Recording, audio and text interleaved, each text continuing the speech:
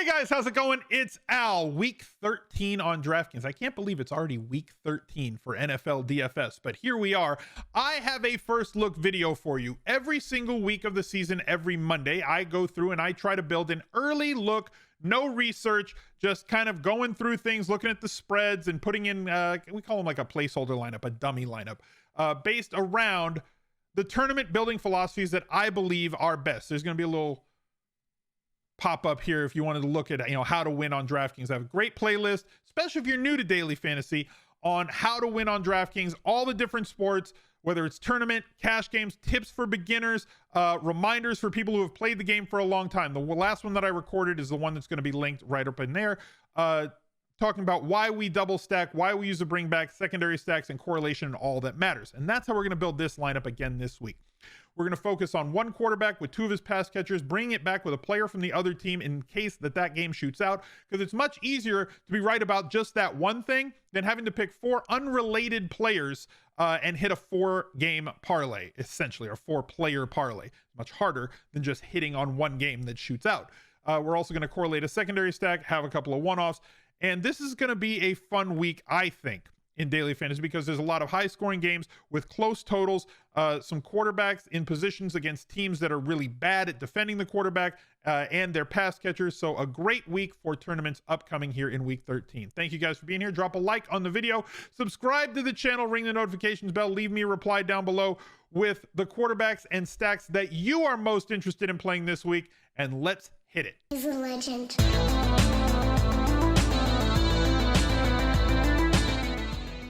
As you guys know, we've been running our fundraiser all season long for No Kid Hungry. We have surpassed the $25,000 mark. I think I got to refresh this because we had a few donations this morning. We're up to $26,000 raised on the season. That triggered a whole bunch of matches for me. I am in for $40,000 myself. That if I've set a new goal now for $35,000, if we can get there by the end of the year, I will donate another $25,000 on my own. As a community, you guys have donated $50,000 plus to No Kid Hungry with all the different fundraisers that we've done. 1 in 6 kids in America suffers from food insecurity, and we can do something about it. So if this content, these videos have helped you become a better daily fantasy player, if you won in week 12, if you had a big week, or you just feel like, you know what, I have the ability to do something great and I want to be a part of something that's bigger than myself, go on, jump on in there, smizzle.tv/charity. 100% tax deductible, and you can be a part of our fundraiser and trigger another $25,000 donation from me once we get to 35K. Going over to the first look, we have some high price quarterbacks. We got some mid price quarterbacks, I mean, just like every week, right? An 11 game slate, a bunch of games that look pretty tasty on this one, some that don't look great. Giants and Dolphins has a total of 42. Probably not going to be stacking in that game, but Colts, big team total. Vikings against the Lions with some parts missing on that Vikings offense and the Lions offense as well. Chargers Bengals has a very high total. Washington Raiders has a very high total. Rams are probably going to have the highest team total on the slate. So Lamar Jackson coming off of a sick game. Stephania Bell had some really interesting information. Players that come back off after being sick, they see like a dip in their fantasy production. He had an awful game, 4 interceptions. Great bounce back spot for him against Pittsburgh, who just got absolutely curb stomped last week. I mentioned that Stafford and the Rams have maybe the highest team total. This one has a total of 48, and the Rams are favored by 13. Sweet Jesus, that's high. So a total of like 30 and a half, team total of 30 and a half for the Rams, with some interesting bring back players as well. You could stack Stafford, pick 2 of his pass catchers, and they're a team that like does not stop throwing the ball in the fourth quarter, even when they're up like 20 or 24 points. I know that Stafford came into last week with some reported injuries and pain all over his body. Did not have a great week in terms of his completion percentage, but still ended with 302 yards and 3 touchdowns. As long as the injuries aren't structural, like a broken bone, as I've said many times in the last 10 years, they have some great drugs at the NFL level on game day that make these guys not feel any pain and allow them to go out as long as it's not a structural injury. If you ever hear the words, it's a pain management issue, that means we got a shot for him before the game that we're going to give him, and he'll be fine.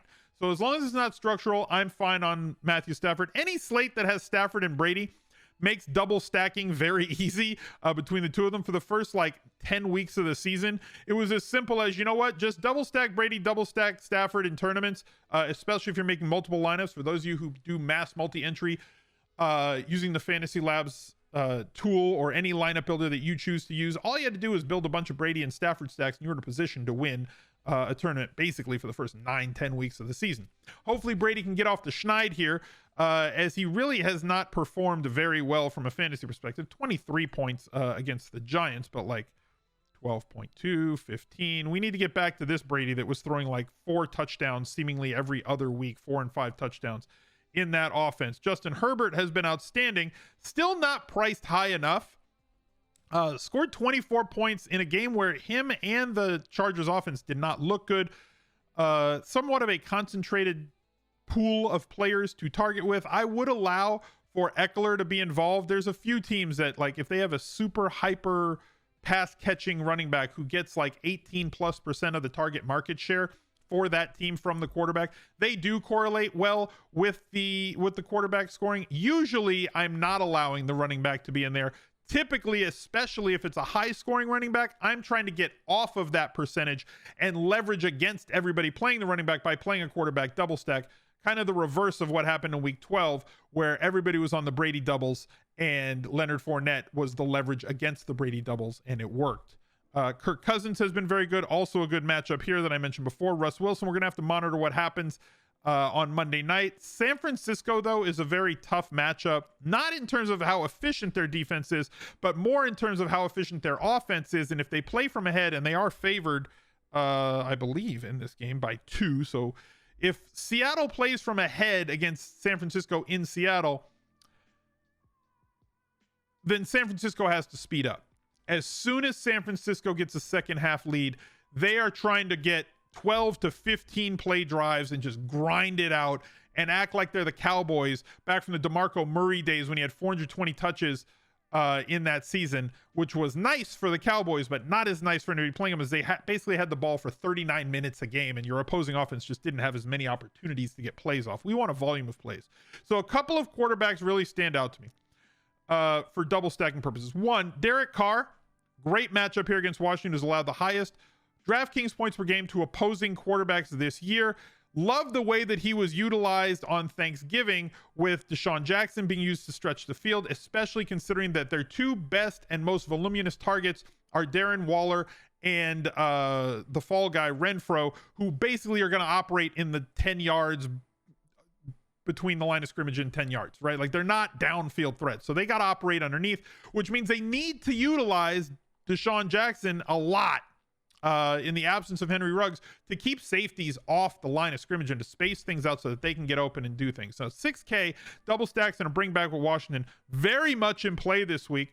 But highest total of the week in terms of a game with the closest spread, Joe Burrow, when they've been playing from very much ahead, they've turned into a running first team. When they play from behind or close, they have shifted a little bit more to, passing in neutral game script situations. So I'm going to start with Joe Burrow in this lineup because I believe that it's 6,300 with the amount of times, now none in the last 3 weeks, right? Because it's been the Joe Mixon show. And I believe that teams are going to have to shift to doing that. I also think that Mixon, coming off of last week where he scored like 35 DraftKings points, and the matchup against the Chargers, who have been, let's say, it's the giving season, right? So they've been giving to opposing running backs. This is going to be a spot where I think that people are going to flock to Joe Mixon. So as I mentioned before, to leverage off of all of that tournament percentage that should be, in my opinion, on Joe Mixon this week, I'm going to go with the Burrow double. Guess what? Burrow doubles are pretty easy.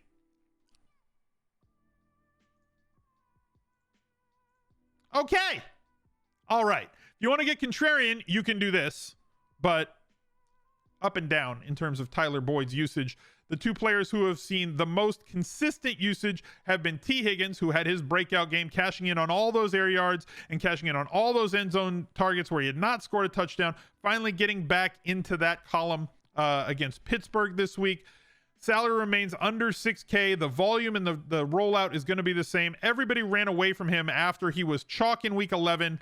And we got the second roll yo, the often rolled, rarely called second roll yo for T. Higgins there in week 12. And Jamar Chase, who has kind of gone the opposite direction, something that we had talked about early in the season. And I remember there were a bunch of people in the YouTube replies who were quite angry that I said that regression was coming for Jamar Chase in the terms of he's not going to catch a 50, 70, 44, 34, 53-yard, 82-yard touchdown every single week. It's just not going to happen. There was variance coming. He was on the right side of it, and now it's kind of evened out as he has not caught those long balls the last few weeks. In fact, he was targeted against Las Vegas and was targeted against Cleveland down the field, but just hasn't gotten there. This looks like a great time to buy as the price still at 7,000, but has come down from its peak at 76 to 7,500 down to 7K. You have a spot where Jamar Chase is now percentage is coming down on him. He's now leverage against Joe Mixon. Price is coming down on him, and that's when you want to buy. You don't want to wait and see. By the time you've waited and seen, the opportunity to win in tournaments is gone. Now, we got to find somebody to bring this back with on the Chargers. Keenan Allen's been great at 7,500, but for what I want to do with this lineup, that's really not there for me. We could go with a tight end, but I think that there's too many tight ends on this team, and like, yeah, he came down with that like just jump ball at the back of the end zone this week with Jared Cook, but like Parham has been playing very well. CMC, thank you for the $1 to let us know that he's out. Thank you, CMC. I appreciate it. Can you like get healthy, dude? That would be greatly appreciated, because like you're killing me. So like Parham running a bunch of routes. Steven Anderson has had a couple of games. Like they're all stealing from each other. So I want to get in on the cheap option with the big play upside here, and that's Mike Williams, who's returned to getting a good amount of volume every week. People are going to run away from him because he has not been connected on except for that 53-yarder against Pittsburgh. So playing him in this situation looks like a great double stack bring back spot in what looks like a fantastic offensive environment. Now, looking at this Minnesota-Detroit game, we have a lot of injuries, specifically at running back. So Dalvin Cook, torn labrum, dislocation of his left shoulder. He's doubtful moving forward. That means that Madison at 7,600 is going to be the guy, but that price is fair, right? It's not, I'm not going to say it's too high. The lead running back in Minnesota basically is going to get massive usage. We've already seen 2 games where he was the guy, 26 and 30 points. If you want to roll out Madison this week, I'm not going to tell you not to. DeAndre Swift also at 6,600 suffered an injury on Thursday. Doesn't think he's going to play. Coach Campbell does not think that Swift is going to be available to the Lions to bite any kneecaps this weekend. So that means that now we get a value play in Jamal Williams, who is a good player in his own right and probably the best interview in the NFL. Anthony Edwards is the best interview in the NBA. Jamal Williams is the best interview in the NFL. So far be it from me to not play the best interview at 5,400 in a spot where the touches are, he should get 70% of the snaps, should get usage in the passing game inside the 5. Yeah, there are other running backs. Jermar Jefferson is fine. But if it comes down to playing Jermar Jefferson and Jamal Williams, I'm going to play the one with the longer dreadlocks, right? Like been in the league longer, more experience, longer dreadlocks. That's the tiebreaker for me. You saw the cover. It's enough already with nobody playing Justin Jefferson. It's enough. Okay. Now, coming off of a week where he had 9 targets, only scored 13 points, this looks like it might be a good spot to get back in.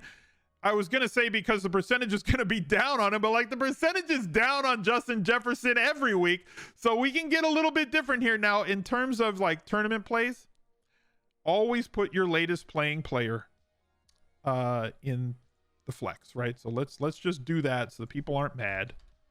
They're playing later in the day. Are they? No, they're both playing at 10. So never mind.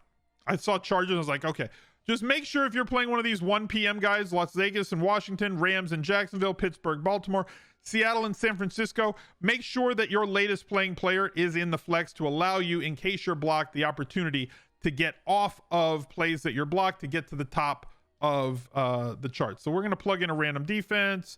Just give me 3K. I can't use the Chargers. People are going to be mad at me if I use the Chargers. There. Not playing anybody on the other side in this particular lineup. Looking at running back, in this lineup, I'm not going to be able to pay up. Right? Mixon's 8,100. Eckler's 8,300. Taylor is 9,200 and well-deserved, right? Like, JT is going to be very chalky this week, and rightfully so. 100 yards or a touchdown in, like, I don't know, every game since he was born. 25.5 DraftKings points per week. Facing off against Houston, a game where they're going to be heavily favored. No weather situations in Houston either. Love him. We'll talk about him on the top running backs video more than likely. But we need to find a value play at running back to go with here. And typically the value plays have fallen between like 6,500 and down. Barkley at 6,300, fine. Robinson at 6,200, fine. Henderson Jr., 6,100. I feel like all three of these guys are very fairly priced. But Eli Mitchell's getting ridiculous usage against the Seattle team that hemorrhages points to opponents. Yes, this game is on the road, but the best thing possible is if he's playing, you know that 25 plus touches are incoming, one, based on the way that they use their running game right now. And he was coming off of a broken finger, and then they're just like, you're fine. Go have 32 touches. Volume is king, and at 6,000, his volume versus other players in that range, right? Henderson Jr.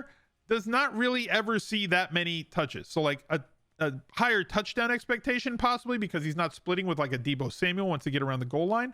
So you could argue that maybe it's like 0.1 higher for Henderson, but like just on volume alone, greater chance for the 100-yard bonus for him. Robinson playing against the Rams, not many touchdowns expected there. Saquon Barkley seems to be relegated to 20 or less touches in a game and requires a long touchdown for him to basically get there this year because that team is very inefficient. That leaves us 2,800. I just mentioned how the Rams are going to be playing from ahead most likely in this game, and Dan Arnold placed on IR. You know, the king is dead. The king of the cheap tight end volume is dead. Long live the new king. The Doughboy, James O'Shaughnessy. The Big O. No, the Big O is Alberto. The other O. James O. Whatever. He's 2,600. He's going to play like all the snaps. He's going to get routes. I'm sure you're sick of it. I'm sure you're going to have all sorts of jokes this week from everybody that puts out content about how O'Shaughnessy is a terrible play. They're going to show you how slow he ran at his 40, how unathletic he is. I don't care. He's going to run routes on 70% of the dropbacks. The tight end is extremely utilized in this offense. We've already seen Dan Arnold be a treasure trove of fantasy points for us at a low price. And now O'Shaughnessy, with the absence of Arnold, next man up is this guy right here. 2,600. That makes our lineup Joe Burrow, Williams, Mitchell, Jefferson, Higgins, Big Mike, O'Shaughnessy, and Chase with the Raiders defense. We still have 200. You can get up to 3K if you want. I don't care who you play. I care how you play them. Make sure that you're correlating your lineups for tournaments. Drop a like on the video. Subscribe to the channel. Ring the bell. Look out for another video right there. He's a legend.